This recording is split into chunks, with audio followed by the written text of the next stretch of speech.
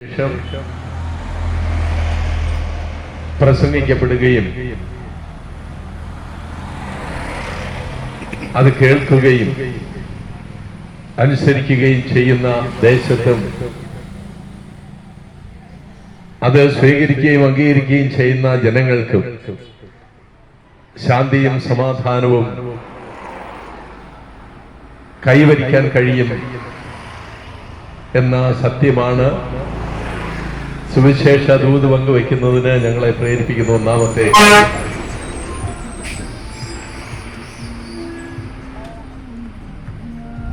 സുവിശേഷത്തിന്റെ പ്രഘോഷകരായി ഞങ്ങൾ നിങ്ങളുടെ ദേശത്ത് വരുമ്പോൾ മുമ്പ് പ്രസംഗിച്ച ദേശങ്ങളിലൊക്കെ ഞങ്ങൾക്ക് ലഭിച്ച സ്വീകാര്യതയും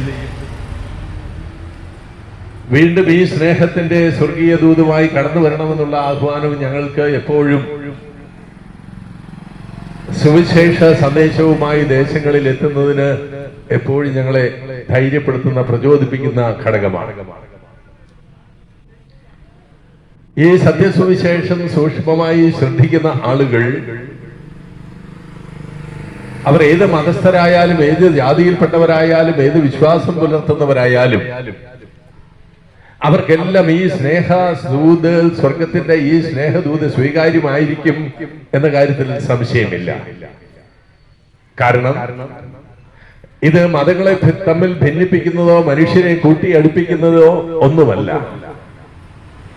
ഇത് മനുഷ്യരെ സ്നേഹത്തിൽ ഒന്നിപ്പിക്കുന്നതാണ്. ഇത് മതസൗഹാർദ്ദം ഊട്ടിയുറപ്പിക്കുന്നതിന് വർദ്ധിപ്പിക്കുന്നതിന് സഹായിക്കുന്നതാണ്. ഈ സുവിശേഷം എല്ലാ ഭിന്നതകൾക്കും വിഭാഗീയതകൾക്കും അതീതമായി മനുഷ്യരെ സംയോജിപ്പിക്കുന്നതും മനുഷ്യരെ സ്നേഹത്തിൽ ഒരുമിപ്പിക്കുന്നതുമാണ്. അതാണ് സുവിശേഷത്തിന്റെ പ്രത്യേകത. ഈ സുവിശേഷം ഇപ്രകാരം എല്ലാവർക്കും സ്വീകാര്യമാകുവാൻ കാരണം ഈ സുവിശേഷം ക്രിസ്ത്യാനിക്ക് വേണ്ടി മാത്രം നൽകപ്പെട്ടതല്ല. ഈ സുവിശേഷം സകല ജനതകൾക്കും വേണ്ടി ക്രിസ്തുവിലൂടെ ദൈവം പ്രഘോഷിച്ചതാണ്. ഈ സുവിശേഷം സകല ജനതകളുടെയും വിമോചനത്തിനായി സ്വർഗം ആസൂത്രണം ചെയ്ത് ജനതകൾക്ക് കൈമാറിയതാണ്.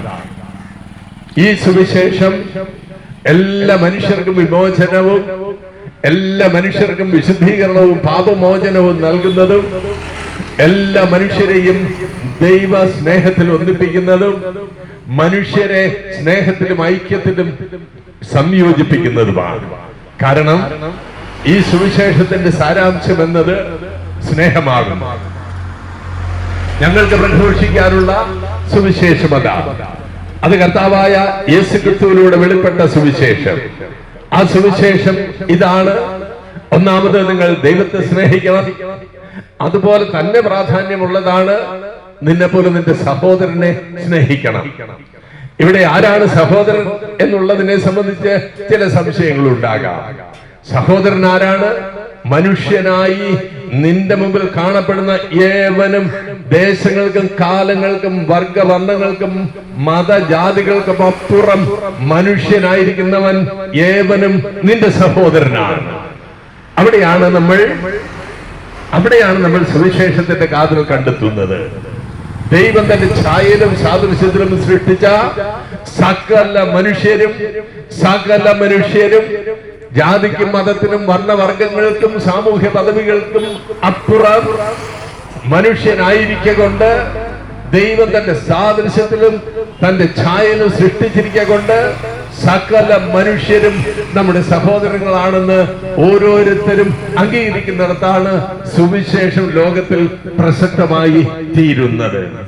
നമ്മൾ കാണുന്ന ഒരു കാര്യം എന്തെന്നാൽ ജാതിമത വർണ്ണവർഗങ്ങളുടെ പേരിൽ മനുഷ്യർ പരസ്പരം പോരടിക്കുകയും ഭിന്നിക്കുകയും മനുഷ്യർ പരസ്പരം ഉന്മൂലനം ചെയ്തുകൊണ്ട് അവരെന്റെ സാന്നിധ്യമാണ് എന്റെ നാശമെന്ന് ചിന്തിച്ചുകൊണ്ട് മനുഷ്യനെ വെറുക്കാൻ പഠിപ്പിക്കുന്ന മതങ്ങളാണ് യഥാർത്ഥത്തിലുള്ള പ്രശ്നങ്ങളുടെ അടിസ്ഥാനം എന്ന് പറയുന്നത്.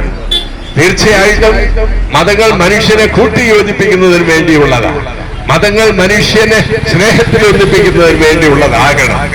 ഏതെങ്കിലും ഒരു മതം മനുഷ്യനെ സ്നേഹിക്കുന്നതിൽ നിന്ന് നിന്നെ തടയുന്നു എങ്കിൽ ആ വിശ്വാസത്തിന് പരിമിതിയുള്ളതാണ്, പോരായ്മയുള്ളതാണെന്ന് ഓരോ മനുഷ്യനും മനസ്സിലാക്കിയിരിക്കട്ടെ. നിന്റെ മതവിശ്വാസം മനുഷ്യനെ വെറുക്കാൻ നിന്നെ പഠിപ്പിക്കുന്നുണ്ടെങ്കിൽ ആ പ്രബോധനം ദൈവത്തിൽ നിന്നല്ല എന്ന് മനുഷ്യർ തിരിച്ചറിയട്ടെ. എല്ലാ മനുഷ്യരെയും സ്നേഹിക്കാൻ പഠിപ്പിക്കാത്ത, മനുഷ്യരുടെ ഇടയിൽ ഭിന്നതയും കലഹവും അസ്വസ്ഥതയും ഉണ്ടാക്കുന്ന തരത്തിലുള്ള പ്രബോധനങ്ങൾ നൽകുന്ന ഏതൊരു പ്രബോധനവും, ഏതൊരു പഠനവും അത് ഏത് ഉറവിടത്തിൽ നിന്നാണ് എന്ന് മനുഷ്യൻ തിരിച്ചറിയേണ്ടതുണ്ട്. മനുഷ്യനെ വെറുക്കാൻ പഠിപ്പിക്കുന്നവരുണ്ടോ? അത് പാർട്ടിയുടെ പേരിലാകട്ടെ, മതത്തിന്റെ പേരിലാകട്ടെ, വർണ്ണവർഗങ്ങളുടെ പേരിലാകട്ടെ, അത്തരമൊരു പ്രബോധനം ദൈവത്തിൽ നിന്നല്ല എന്ന് സകല മനുഷ്യരും തിരിച്ചറിഞ്ഞുകൊള്ളട്ടെ. മനുഷ്യരെ സ്നേഹിക്കാനുള്ള പ്രബോധനമാണ് ദൈവത്തിൽ നിന്ന് വരിക. അപ്പോൾ മനുഷ്യനെ വെറുക്കാനുള്ള പ്രബോധനം എവിടെ നിന്ന്? ആ പ്രബോധനം സാത്താനിൽ നിന്നാണ്, പിശാചിൽ നിന്നാണ് എന്ന് സകല മനുഷ്യരും അറിയണം. മനുഷ്യർ പരസ്പരം സ്നേഹിക്കാനും അവരെ സ്നേഹത്തിൽ ഒന്നിപ്പിക്കാനും വേണ്ടി നൽകപ്പെടുന്ന പ്രബോധനങ്ങളാണ് ദൈവത്തിൽ നിന്നുള്ള പ്രബോധനം. എന്തുകൊണ്ടെന്നാൽ ദൈവം സകലരുടെയും സകലത്തിന്റെയും സൃഷ്ടാവാകുന്നു. തന്റെ സൃഷ്ടികളെ എല്ലാം സ്നേഹിക്കാൻ മാത്രമേ സകല നന്മ സ്വരൂപനായ ഒരു ദൈവത്തിന് തന്റെ മക്കളോട് പറയാനായിട്ട് കഴിയുകയുള്ളൂ.